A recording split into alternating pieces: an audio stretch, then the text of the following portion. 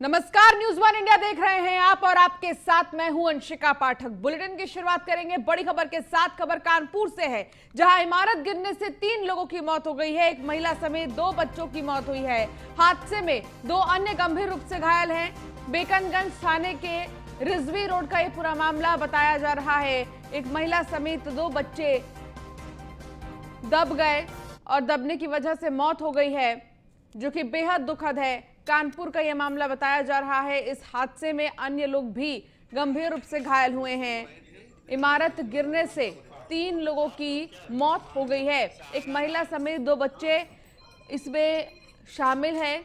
इसके अलावा आपको बता दें कि कई सारे ऐसे लोग हैं जो घायल भी हैं, जिन्हें अस्पताल में भर्ती किया गया है। तो तस्वीरों में आप देख सकते हैं कि आखिर कैसे यह मकान गिरा है और फिर इस मकान के गिरने की वजह से 3 लोगों की ऑन द स्पॉट मौत हो गई है। लेकिन कई सारे ऐसे लोग हैं जिन्हें अस्पताल में भर्ती किया गया है क्योंकि वो घायल हैं। तो इमारत गिरने से 3 लोगों की मौत हुई है। कानपुर का ये मामला बताया जा रहा है।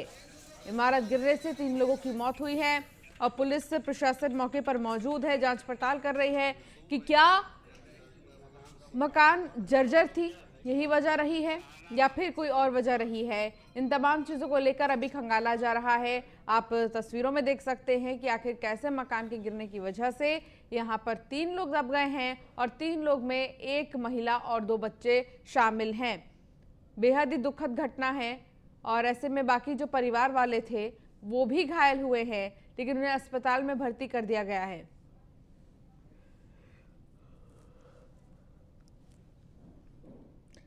रमन गुप्ता हमारे संवाददाता हमारे साथ कानपुर से जुड़ गए हैं ज्यादा जानकारी के साथ। रमन गुप्ता, इस वक्त आप वहीं पर मौजूद हैं जहां पर यह हादसा हुआ है। सीधे सबसे पहले तस्वीर दिखाएं कि आखिर अभी क्या स्थिति है वहां की। जी बिल्कुल, आपको बताना चाहूंगा मैं इस वक्त कानपुर के उसी मोहल्ले में खड़ा हूं जहां पर यह हादसा हुआ है। आप मेरे पीछे देख सकते हैं कि यही वो मकान है जहां पर ये गिर जाता है। इसके बाद जो है इस जर्जर इमारत में 3 लोग थे, जो एक महिला थी, उसके ही 2 बच्चे थे, जिनकी मौका पर ही मौत हो जाती है। फिलहाल अभी जो उसका पति था वो कहीं ना कहीं अभी जिस तरह से ये हादसा होता है, जर्जर इमारत गिर जाती है। काफी दिन से इसकी जो है शिकायत भी की जा रही थी कि पूरी तरह से मकान लटक रहा था। आज सुबह तड़के करीबन 5 बजे ये मकान गिर जाता है और उसमें एक महिला समेत 2 बच्चे की मौत हो जाती है और जो उसमें घायल लोग हैं उनको फिलहाल उसला ले जाया गया। जी, अभी कितने लोगों की मौत हुई है, कितने लोग अभी अस्पताल में एडमिट हैं? पुलिस क्योंकि वहां पर मौजूद है, हर एंगल से चेक किया जा रहा है, क्या बातें आ रही हैं सामने? जी बिल्कुल, आपको बताना चाहूंगा पुलिस अब पूरे मामले की तफ्तीश करने में लग गई है कि आखिरकार इतना बड़ा कैसे हादसा हुआ। ये जो बेकनगंज का इलाका है, ये बिल्कुल सक्रिय गली है। आसपास आप देख सकते हैं कि सटे मकान है और जिस तरह से ये इमारत गिरी, इसमें जो है एक माँ के साथ उसके 2 बच्चे सो रहे थे। अचानक ये दीवार गिर जाती है और मौके पर ही पूरे परिवार की मौत हो जाती है।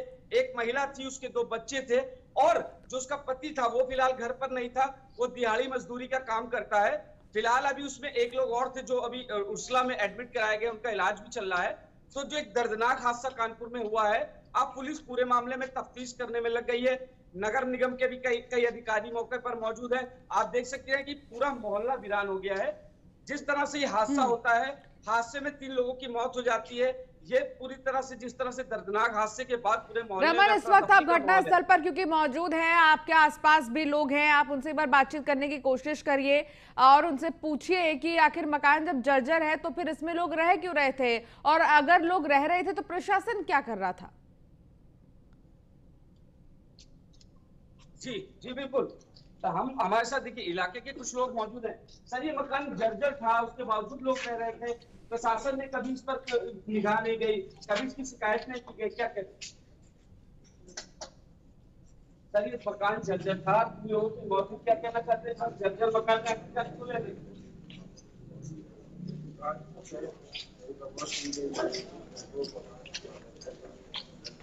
शिकायत किससे की?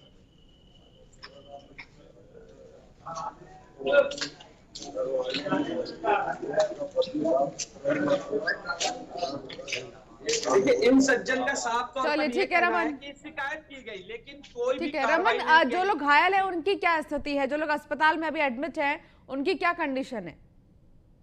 जी बिल्कुल, अभी फिलहाल उनका उपचार चल रहा है, लेकिन सबसे बड़ी बात आपको मैं बता दूं, इसमें सबसे बड़ी लापरवाही प्रशासन की है। इतनी सकरी गली में जिस तरह से जर्जर इमारत थी, नगर निगम क्या कर रहा था, प्रशासन क्या कर रहा था, इतना बड़ा हादसा हो गया। अभी यहाँ की एक सज्जन का कहना है कि इसकी शिकायत भी की गई थी, नोटिस भी दी गई थी, लेकिन इस पर कोई कार्रवाई प्रशासन द्वारा नहीं की गई, जिसके कारण एक बड़ा हादसा हुआ है। 3 लोगों की मौत हुई है, 2 बच्चे भी थे उसमें, नाबालिग और एक महिला थी। फिलहाल अब पुलिस पूरे मामले में जांच कर रही है, प्रशासन ने भी जांच के आदेश दे दिए हैं, लेकिन ये जिस तरह से घटना हुई, ये कहीं ना कहीं दुर्भाग्यपूर्ण है। जी चलिए, बहुत शुक्रिया हमारे तमाम जानकारी के लिए। खबर उन्नाव से है, जहां पुलिस के समझौते के बाद भी खूनी संघर्ष हुआ है। जमीन विवाद को लेकर जमकर लाठी डंडे और कुल्हाड़ी चले। वारदात में 4 की हालत गंभीर है, कुल 8 लोग घायल हुए हैं। मामले में पुलिस पहले भी 3 बार करा चुकी है समझौता। सभी घायलों को सीएचसी बांगरमऊ में भर्ती कराया गया है। बांगरमऊ कोतवाली के भिकारीपुर का ये पूरा मामला बताया जा रहा है। तो वारदात में 4 की हालत गंभीर है, पुलिस समझा रही थी, लेकिन बावजूद इसके खूनी संघर्ष का मामला सामने आया है। सभी घायलों को सीएचसी बांगरमऊ में भर्ती किया गया है। और आपको बता दें कि इस पूरे मामले को अब पुलिस हर एंगल से देख रही है। पुलिस के समझौते के बाद भी, पुलिस के समझाने के बाद भी खूनी संघर्ष का मामला है। जमीनी विवाद को लेकर जमकर लाठी डंडे और कुल्हाड़ी चले हैं।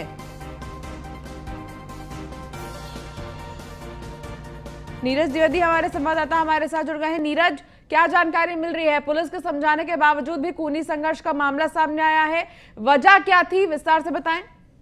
जी देखिए, ये जमीन का विवाद था और 4 बिस्वा जमीन को लेकर के ये 2 पक्ष लगातार लड़ाई कर रहे थे, जिसमें पहले भी पुलिस ने 2 बार समझौता कराया है और ये तीसरी बार था कि समझौता करा करके जैसे ही पुलिस प्रशासन वहां से निकला, दोनों पक्षों में जो है खूनी संघर्ष शुरू हो गया, जिसको लेकर के 6 लोग इसमें घायल हुए हैं, जिसमें 4 की हालत गंभीर है। क्योंकि कुल्हाड़ियों से वार किए गए हैं, इसलिए चारों को जो है जिला अस्पताल रेफर किया गया है। लेकिन यहाँ पर एक सबसे अहम बात ये हो जाती है, जब पुलिस 2 बार पहले समझा चुकी है, उसके बाद पुलिस को सख्त एक्शन लेना चाहिए था।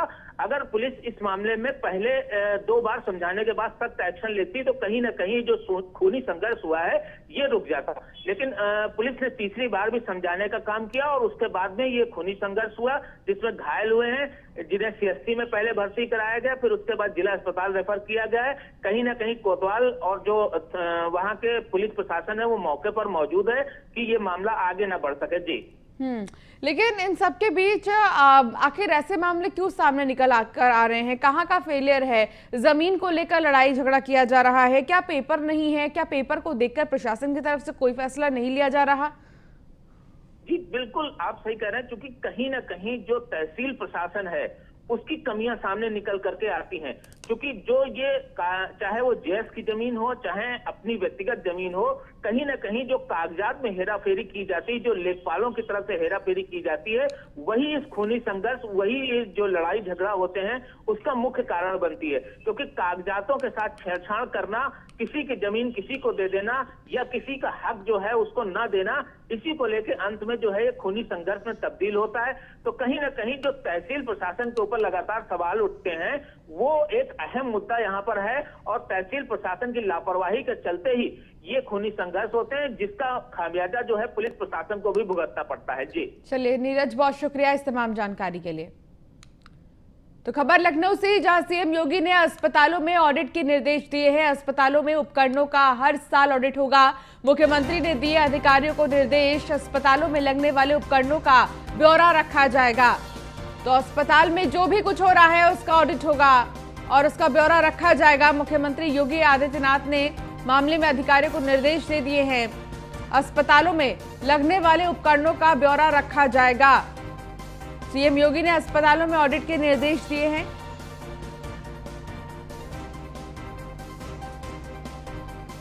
चाहे वो इक्विपमेंट्स हो, चाहे वो दवाइयां हो, इन तमाम चीजों का रिकॉर्ड रखना होगा। अस्पताल में लगने वाले उपकरणों का ब्यौरा अब रखा जाएगा। मुख्यमंत्री योगी आदित्यनाथ ने निर्देश दे दिए हैं। अस्पतालों में उपकरणों का हर साल लगभग ऑडिट होगा। बिल्कुल भी इसमें लापरवाही नहीं बरतनी होगी। मुख्यमंत्री योगी आदित्यनाथ ने मामले में अधिकारियों को निर्देश दे दिया है। अस्पतालों में लगने वाले उपकरणों का ब्यौरा रखा जाएगा। इसके लिए एक डिपार्टमेंट होगा और ये डिपार्टमेंट ही ब्यौरा रखेगा। चलिए, आज से 4 दिवसीय यूपी दौरे पर रहेंगे राष्ट्रपति रामनाथ कोविंद। बाबा भीमराव अंबेडकर यूनिवर्सिटी के दीक्षांत समारोह में होंगे शामिल। 27 को लखनऊ में सैनिक स्कूल की हीरक जयंती वर्ष पर पोस्टल स्टैंप का विमोचन करेंगे। साथ ही स्कूल के 1000 क्षमता वाले ऑडिटोरियम का लोकार्पण करेंगे। स्कूल में बालिकाओं के छात्रावास की आधारशिला भी रखेंगे। 28 को गोरखनाथ विश्वविद्यालय का उद्घाटन करेंगे। 29 को अयोध्या में रामलला के दर्शन भी करेंगे राष्ट्रपति रामनाथ कोविंद। तो उनके दौरे को लेकर तमाम तैयारियां तेज हैं। 29 को अयोध्या के रामलला के दर्शन भी करेंगे। तो राष्ट्रपति का एक लंबा चौड़ा कार्यक्रम है। अब आपको ग्राफिक्स के जरिए हम दिखा रहे हैं कि आखिर क्या कुछ कार्यक्रम है राष्ट्रपति रामनाथ कोविंद का। सुबह 11:30 बजे लखनऊ एयरपोर्ट पर आगमन होगा। दोपहर 12 बजे राजभवन में आगमन होगा। फिर इसके बाद शाम 4:50 पर बाबा साहेब भीमराव अंबेडकर विश्वविद्यालय में कार्यक्रम होगा। शाम 5 बजे से 6 बजे तक दीक्षांत समारोह में शिरकत करेंगे। शाम 5:40 पर राष्ट्रपति का भाषण है। शाम 6:15 पर राजभवन पहुंचेंगे राष्ट्रपति रामनाथ कोविंद। तो ये आपको कार्यक्रम बता रहे हैं क्या कुछ कार्यक्रम है एक तरह से अगर देखा जाए तो आज का, लेकिन 27 तारीख का भी कार्यक्रम है राष्ट्रपति रामनाथ कोविंद का।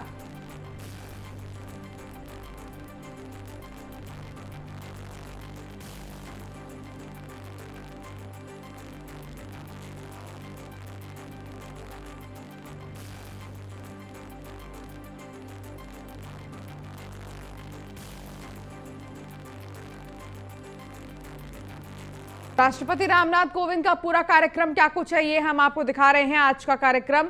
हमारे साथ राघवेंद्र शुक्ला जुड़ गए हैं, हमारे संवाददाता।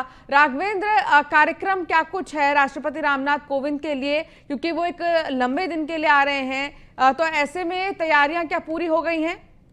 बिल्कुल, देखिए निश्चित तौर पर जिस तरह से लखनऊ और गोरखपुर के बाद अयोध्या पहुंचना है राष्ट्रपति रामनाथ कोविंद जी को 11:30 बजे हुआ 29 तारीख को स्पेशल प्रेसिडेंशियल ट्रेन के द्वारा पहुंचेंगे।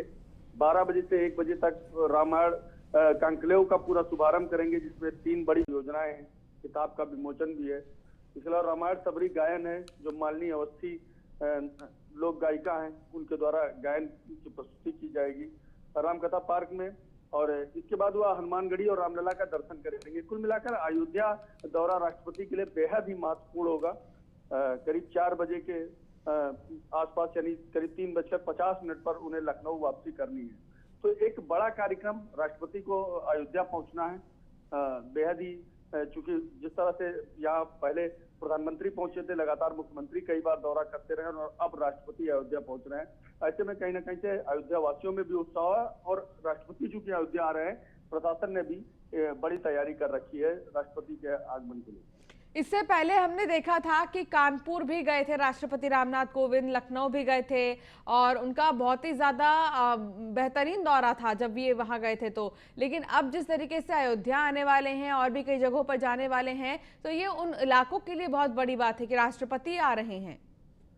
बिल्कुल, देखिए वैसे तो अयोध्या राम की नगरी है और जब से भव्य राम मंदिर का निर्माण हो रहा है, लगातार वीवीआईपीओ का मूवमेंट अयोध्या की तरफ है। लेकिन राष्ट्रपति चूंकि पहली बार अयोध्या पहुंच रहे हैं और जो आपने अभी एक बात कही कि वह जब कानपुर पहुंचे थे, प्रेसिडेंशियल ट्रेन के द्वारा पहुंचे थे, लोगों की भारी भीड़ उमड़ी थी उनको देखने के लिए। एक जो है कैजुअलिटी भी हुई थी, एक हादसा हुआ था, भीड़ की वजह से एक व्यक्ति की मौत भी हो गई थी। उन विषयों पर भी प्रशासन कहीं ना कहीं से पूरा ध्यान दे रहा है। रूट डाइवर्जन की भी व्यवस्थाएं की जा रही है। इसके अलावा राष्ट्रपति जब अयोध्या पहुंचे तो उन्हें जो सनातनी परंपरा है उसकी झलक जरूर दिखाई दे, क्योंकि मुख्यमंत्री योगी आदित्यनाथ जब अयोध्या पहुंचे थे, उन्होंने अयोध्या के साधु संतों से अपील की थी कि जब राष्ट्रपति यहाँ पर पहुंचे तो स्वास्थ्य से उनका पूरा स्वागत हो। और इसके अलावा अयोध्या की जो तस्वीर है वह कहीं ना कहीं से धार्मिक दिखे। सारी दीवारों पर पेंटिंग शुरू हो चुकी है। अयोध्या रेलवे स्टेशन से लेकर रामकथा पार्क तक पूरे जाने वाले रास्ते को भगवा रंग से जो है रंग दिया गया है। राम मंदिर और हनुमानगढ़ी में दर्शन करेंगे, वहां पर भी कई सारी व्यवस्थाएं की गई हैं सुरक्षा की। आप बने रहिए राघवेंद्र हमारे साथ, हम आगे भी आपसे अपडेट लेंगे। तो अयोध्या से ही खबर, जहां चेकिंग के दौरान पकड़े गए युवकों का मामला सामने आया है। एसएसपी ने कहा कि 4 नहीं 7 युवकों से की गई पूछताछ। इनोवा कार से अयोध्या आए थे सभी युवक। संदेह के आधार पर पूछताछ की गई है। पूछताछ के दौरान सब कुछ सही मिला है। LIU और ATS के अफसरों ने गहनता से पूछताछ की है। ID और पता की जांच करने के बाद उन्हें जाने दिया गया है। हमारे साथ राघवेंद्र शुक्ला लगातार हमारे साथ जुड़े हुए हैं। राघवेंद्र, इन युवकों को जो पकड़ा गया था, ये युवक कौन थे, क्या था, कुछ पता चल पाया है? हाँ बिल्कुल, देखिए ये 7 लोग थे, केरल से आए हुए थे और ये सभी जो है एक NGO चलाकर जो है विदेश भाषा का जो है पर्टिकुलर भाषा पर काम करते हैं। और यह 7 जो है पहले दिल्ली गए थे, दिल्ली से सोनीपत गए थे, सोनीपत में इनोवा कार इन्होंने ली थी। वाराणसी और इलाहाबाद इन्हें यूनिवर्सिटी पहुंचना था, लेकिन अयोध्या की समय प्रसिद्धि इन दिनों बढ़ी हुई है, लोग अयोध्या आना चाहते हैं और यही कारण है कि ये 7 लोग अयोध्या पहुंचे थे। क्योंकि गैर समुदाय से थे, इनकी लैंग्वेज दूसरी थी, ऐसे में यहाँ की जो खुफिया एजेंसी है और यहाँ के जो पुलिस अधिकारी हैं, उन्हें कहीं संदेह हुआ इनके ऊपर कि बाहर के लोग हैं, इसलिए इनसे पूछताछ की गई। SSP ने कल अपने बयान में इस बात को कहा भी है कि ये 7 लोगों की आइडेंटिटी चेक की गई, एड्रेस प्रूफ चेक किया गया और वाकई चूंकि यह एक गैर सरकारी संस्था से काम कर रहे थे और यही कारण है कि इनकी भाषा लोग नहीं समझ पाए, पर्टिकुलर भाषा पर ये लोग काम करते हैं और इस वजह से इनसे पूछताछ हुई। देर रात तक इन्हें छोड़ दिया गया था। चलिए ठीक है राघवेंद्र, बहुत शुक्रिया इस तमाम जानकारी के लिए। तो आगरा में न्यूज 1 इंडिया की खबर का बड़ा असर हुआ है। जहरीली शराब से मौत पर ADG ने बड़ा एक्शन लिया है। 3 थाना प्रभारी, चौकी इंचार्ज समेत 14 पुलिसकर्मी सस्पेंड कर दिए गए हैं। न्यूज 1 इंडिया ने प्रमुखता से खबर दिखाई थी। थाना प्रभारी ताजगंज उमेश त्रिपाठी, डॉकी अशोक कुमार सस्पेंड कर दिए गए हैं। SHO शमशाबाद राजकुमार गिरी और 3 सिपाही के सस्पेंड की संस्तुति। संजय विद्यार्थी और रजनीश पांडे आबकारी निरीक्षक निलंबित कर दिए गए हैं। मामले में अब तक कुल 11 लोगों की हो चुकी है मौत, लेकिन प्रशासन सिर्फ 4 लोगों के मौत पर कर रहा है पुष्टि। तो न्यूज 1 इंडिया की खबर का बड़ा असर हुआ है आगरा में। चलिए अब आपको ग्राफिक्स के जरिए बताते हैं कि आखिर वो कौन से पुलिसकर्मी हैं जिनको निलंबित किया गया है। सबसे पहले उमेश चंद्र त्रिपाठी को निलंबित किया गया है और फिर उसके बाद आपको बता दें कि प्रभारी निरीक्षक है थाना ताजगंज के ये कुलदीप मलिक प्रभारी चौकी हैं, एकता थाना ताजगंज के, अरुण कुमार आरक्षी थाना ताजगंज के, इसके अलावा अशोक कुमार प्रभारी निरीक्षक थाना डौकी के, आरक्षी सोमवीर आरक्षी जगजीत सिंह थाना डौकी, राजकुमार गिरी थाना अध्यक्ष शमशाबाद, उदय प्रताप आरक्षी थाना शमशाबाद, श्याम सुंदर आरक्षी थाना शमशाबाद। आबकारी विभाग ने इनके निलंबन की संस्तुति की। संजय कुमार विद्यार्थी आबकारी निरीक्षक सेक्टर 3 फतेहाबाद, आगरा। रजनीश कुमार पांडे आबकारी निरीक्षक सेक्टर थाना ताजगंज। तो ये वो पुलिसकर्मी हैं जिन्हें निलंबित किया गया है। आबकारी विभाग ने इनके निलंबन की संस्तुति की है, तो इन्हें निलंबित कर दिया गया है। इन अधिकारियों को यह एक्शन लिया गया है। आबकारी विभाग ने इनके निलंबन की संस्तुति की है। रजनीश कुमार पांडे आबकारी निरीक्षक सेक्टर थाना ताजगंज को निलंबित किया गया है और इसके साथ ही आबकारी सिपाही को भी निलंबित किया गया है।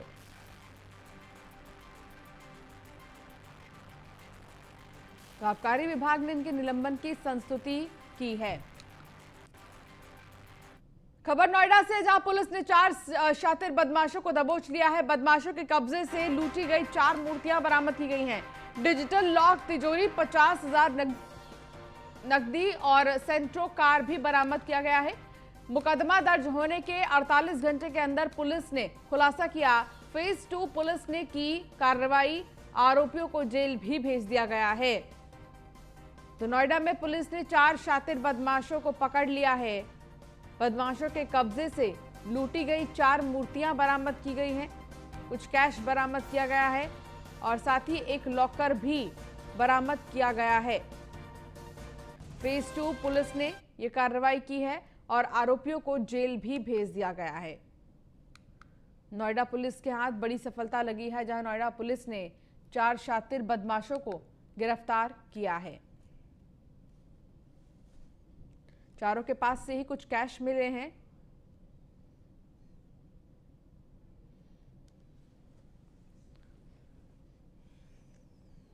थाना फेज 2 अंतर्गत 20-21 की रात को एक सूचना प्राप्त हुई थी कि कुछ लोगों द्वारा कंपनी में घुसकर वहाँ से सामान चोरी किया गया।